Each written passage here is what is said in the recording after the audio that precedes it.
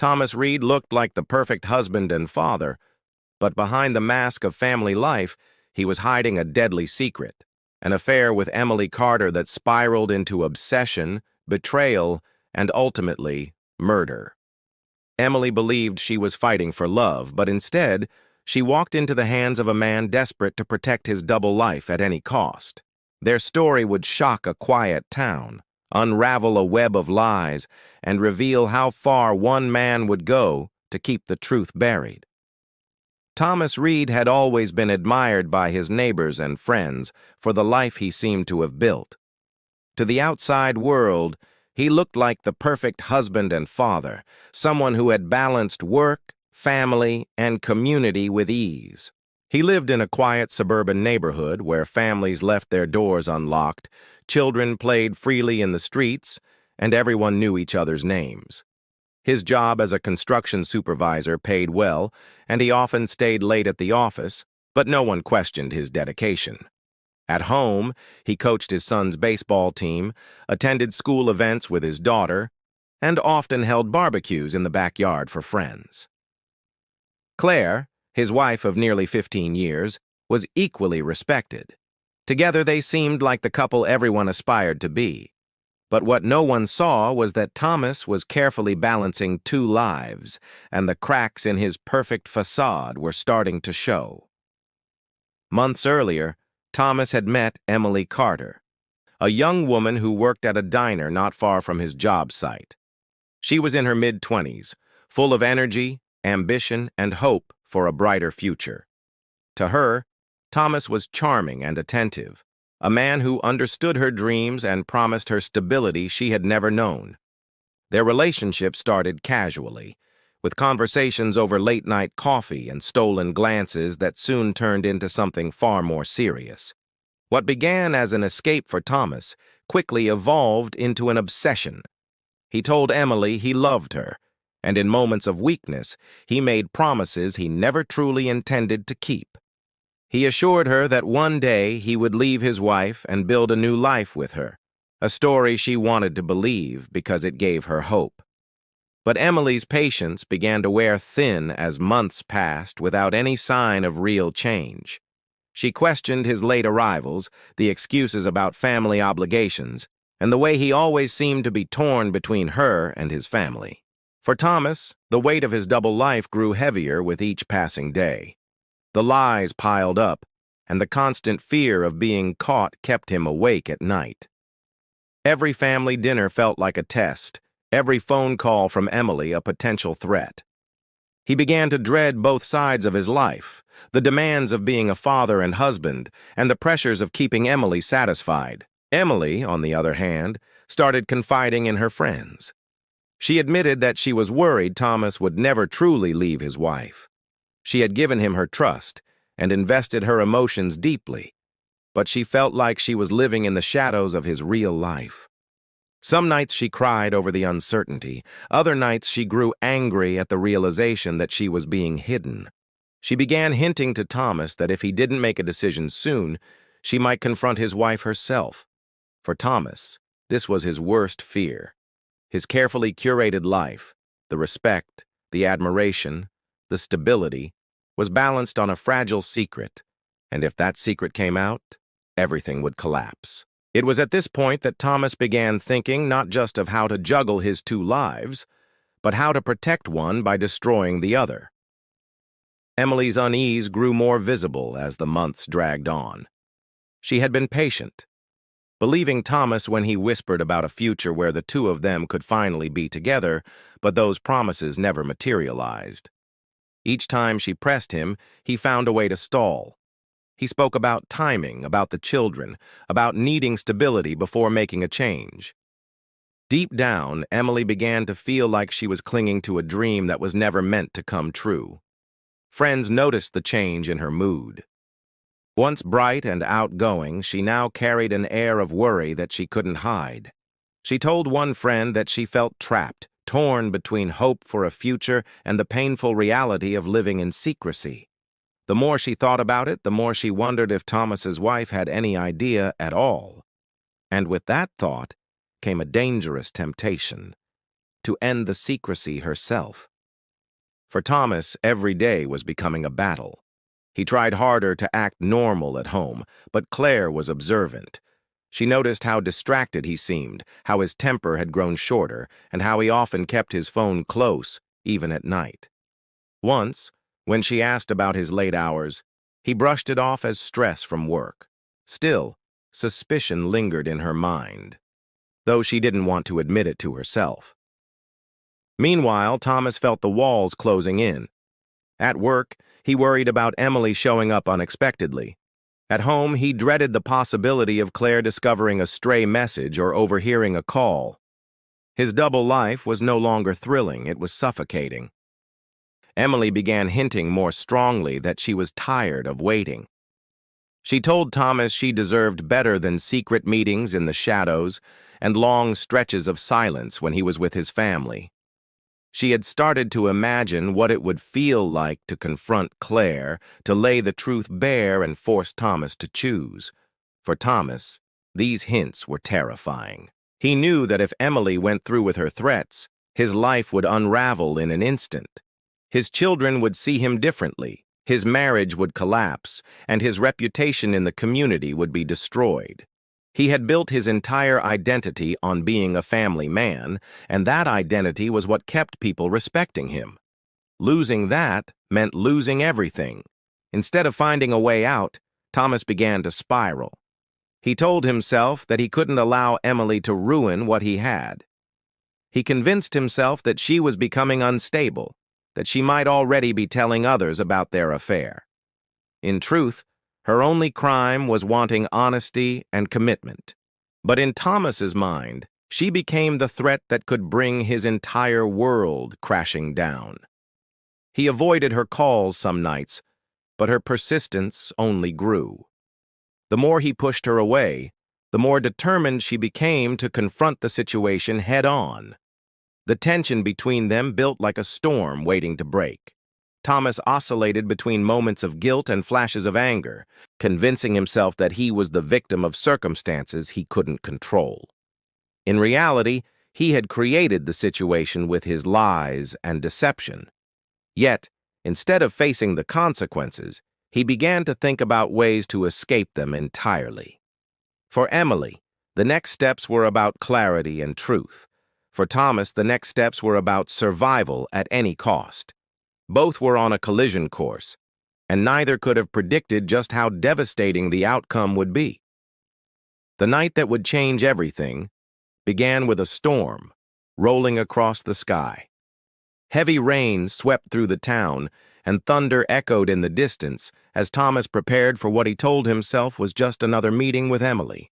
He had convinced her to meet him at a secluded cabin he used occasionally during hunting trips. To Emily, it sounded like the perfect setting for an honest conversation, maybe even the long-awaited moment when he would finally prove his commitment to her. She hoped that the stormy night could mark a fresh start, a chance for Thomas to show her he was serious about leaving his old life behind. What she did not realize was that Thomas had no intention of building a new life with her. For him, this meeting was not about the future, it was about ending the threat she posed. Emily drove out to the cabin in her small car, the windshield wipers struggling against the downpour. She had dressed carefully, carrying with her a fragile mix of hope and anxiety. In her mind, this was the night she would finally receive answers. She had grown tired of waiting, tired of hiding, and she wanted clarity. Thomas arrived earlier, pacing the floor, his mind a whirlwind of panic and justification. He told himself repeatedly that he had no choice. Every scenario he imagined ended with his family being destroyed if Emily spoke the truth. The lies he had told were now chains around his neck, and the only way he could see to break free was through violence. When Emily stepped into the cabin, the storm outside masked any sound from within. Neighbors living on distant properties later recalled hearing a crash that night, followed by what they thought might have been a woman's scream carried faintly by the wind. Inside, the reality was far more horrific. The confrontation escalated quickly. Emily, expecting promises, instead faced cold rejection. Thomas, overwhelmed with fear and rage, lashed out. The blow he delivered silenced her forever. In that instant, the double life he had been juggling for months shattered, leaving only one grim reality. Hours passed as Thomas tried to think clearly. He stood over her still body, rain pounding against the roof, heart racing with the awareness of what he had done. Panic gripped him, but even in his shock, his mind turned toward concealment. He dragged her outside into the storm, convinced that the weather would cover his tracks. Near the edge of the property, he began digging frantically into the soaked earth, burying her beneath layers of mud and debris. He told himself that the storm would wash away any sign of his crime, that no one would ever find her. The next morning, Emily's absence raised alarms. She had not shown up for her shift at the diner, and she hadn't answered her friends' messages. Her car was soon discovered parked outside the cabin, a chilling clue that suggested she had made it there but never left. Detectives were brought into the case almost immediately, and whispers of her secret relationship began to surface. Those closest to Emily quietly shared what she had confided in them, that she had been seeing a married man who had promised her a future.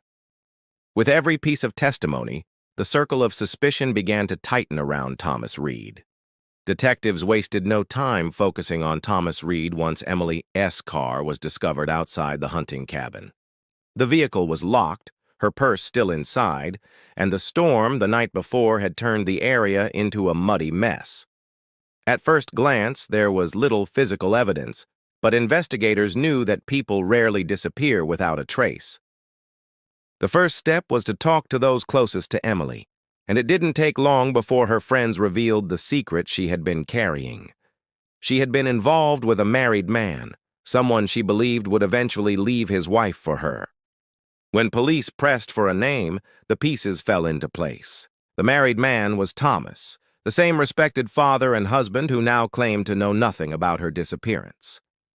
Thomas was brought in for questioning, and his initial answers were carefully constructed. He said he knew Emily only casually, that she was someone he had met a few times near his job site, and that he had no personal connection to her. But investigators had already pulled his phone records. Dozens of late-night calls and text messages were exchanged between them, some of them only hours before Emily vanished.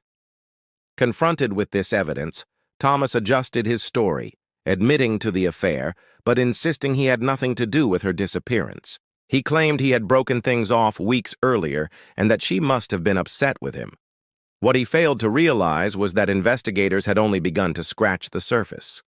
A search warrant for the cabin quickly followed. When officers combed through the property, they noticed disturbed soil near the tree line. At first, it appeared as though the storm had naturally shifted the earth, but further digging revealed the horrifying truth. Emily's body was found partially buried, her clothing soaked with mud and rainwater. The coroner later determined that she had died from blunt force trauma, an injury consistent with the bloodstains later discovered inside the cabin. The shallow grave had been poorly concealed, the storm washing away just enough of the cover to make the scene suspicious to a trained eye. Forensic experts moved swiftly, collecting trace evidence from the site. Fibers linked back to Thomas's clothing, and a tool from his cabin matched the blunt force wounds. His fingerprints were found on Emily's belongings, and her phone contained dozens of messages showing she had been in constant contact with him right up until her death. The case against him strengthened with every discovery. What had seemed like a man leading a perfect suburban life was now revealed to be someone capable of deception, manipulation, and ultimately, murder. Meanwhile, Claire Reed, his wife, watched in shock as the investigation unfolded. Neighbors who once admired Thomas began to turn away, horrified by the possibility that the friendly father next door had committed such an act. The news spread quickly, drawing media attention to the once quiet town. Headlines painted Thomas as a double-faced man, a father who had lived a lie and silenced the woman who threatened to expose him. The pressure mounted until prosecutors felt confident enough to charge him with first-degree murder. What Thomas had believed would remain hidden forever was now exposed in the harshest possible light, and the perfect life he had worked so hard to protect was shattered beyond repair. The trial of Thomas Reed became one of the most talked-about cases in the region, drawing reporters, true crime enthusiasts, and community members who had once looked up to him as a model father. In the courthouse, every seat was filled, and the atmosphere was heavy with anticipation. Prosecutors presented Thomas not as the loving dad and dedicated husband he had appeared to be, but as a manipulative man who had crafted a double life so convincing that even his own family never suspected the darkness beneath. They laid out their case piece by piece, showing how months of deception had culminated in Emily Carter's death. The jury listened to phone records, text messages, and testimony from Emily's friends, each detail painting a picture of a man who had promised more than he could deliver and chose murder over exposure. Forensic evidence became the backbone of the prosecution's argument. Experts described the shallow grave, the disturbed soil, and the storm that had shifted enough dirt to reveal the outline of Emily's body. They explained how fibers from Thomas's jacket were found on her clothing, how a heavy tool from his cabin matched the injuries she sustained, and how his fingerprints were found on nearly every piece of evidence recovered from the scene. The timeline constructed by investigators left little room for doubt. Thomas had lured Emily to the cabin under the promise of a future, and when her persistence threatened his carefully constructed life, he ended hers.